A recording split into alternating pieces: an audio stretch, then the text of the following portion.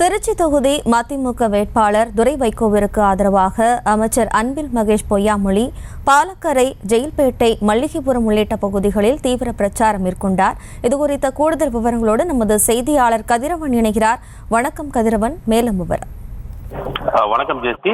தமிழகத்தில் நாடாளுமன்ற தேர்தல் வாக்குப்பதிவிற்கு இன்னும் 8 நாட்களே உள்ள நிலையில் பல்வேறு கட்சியினர் தீவிர பிரச்சாரத்தில் ஈடுபட்டு வருகின்றனர். திருச்சி பாராளுமன்ற தொகுதி திமுக கூட்டணி மதிமுக வேட்பாளர் துரை வைகோ திருச்சி பாராளுமன்ற தொகுதிக்கு உட்பட்ட பல்வேறு இடங்களில் பொதுமக்களிடம் தீப்பெட்டி சின்னத்தில் வாக்கு கேட்டு தீவிர பிரச்சாரத்தில் ஈடுபட்டு வருகிறார். மதிமுக வேட்பாளர் துரை வைகோ இன்று கிழக்கு சட்டமன்ற தொகுதிக்கு உட்பட்ட பாலக்கரை, ஜெயில்பேட்டை, துரைசாமிபுரம், மல்லிகைபுரம், சங்கிலியாண்டபுரம், அரசபுரம் உள்ளிட்ட பல்வேறு பகுதிகளில் பொதுமக்களிடம் வாக்கு கேட்டு தீவிர பிரச்சாரத்தில் ஈடுபட்டு வருகிறார். இந்த பிரச்சாரத்தின் போது மதிமுக வேட்பாளர் துரை வைகோவுக்கு ஆதரவாக பள்ளி கல்வித்துறை அமைச்சர் அன்பில் மகேஷ் கலந்து கொண்டு பிரச்சாரம் செய்து வருகிறார். அப்போது அவர் பேசிய போது இந்தியா கூட்டணி வெற்றி பெற்றால் சுங்கசாவடியெல்லாம் அகற்றப்படும் என முதலமைச்சர் சொல்லியிருக்கிறார். ஆதரவுற்ற வேட்பாளர் துரை வைகோவுக்கு வெற்றி பெற வேண்டும் என கேட்டுக்கொண்டார். மேலும் இயந்திரத்தில் தீப்பெட்டி சின்னம் 5வது இடத்தில் இருக்கும், ஓட்டும் எண்ணும் போது முதலிடத்திற்கும் என்று தெரிவித்தார். இதனைத் தொடர்ந்து மதிமுக வேட்பாளர் துரை வைகோவும் பொதுமக்களிடம் வாக்கு சேகரித்தார். இதனைத் தொடர்ந்து இந்த பிரச்சாரத்தில் மதிமுக, திமுக, விடுதலை சிறுத்தைகள் கட்சி, காங்கிரஸ் உள்ளிட்ட கூட்டணி கட்சியை சேர்ந்த நிர்வாகிகள், தொண்டர்கள் பலர் கலந்து கொண்டு பொதுமக்களும் வாக்கு கேட்டு பிரச்சாரத்தில் ஈடுபட்டனர்.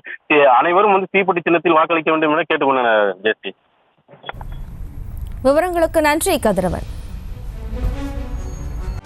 செய்திகளை உடனுக்குடனும் துல்லியமாகவும் தெரிந்து கொள்ள சப்ஸ்கிரைப் பண்ணுங்க.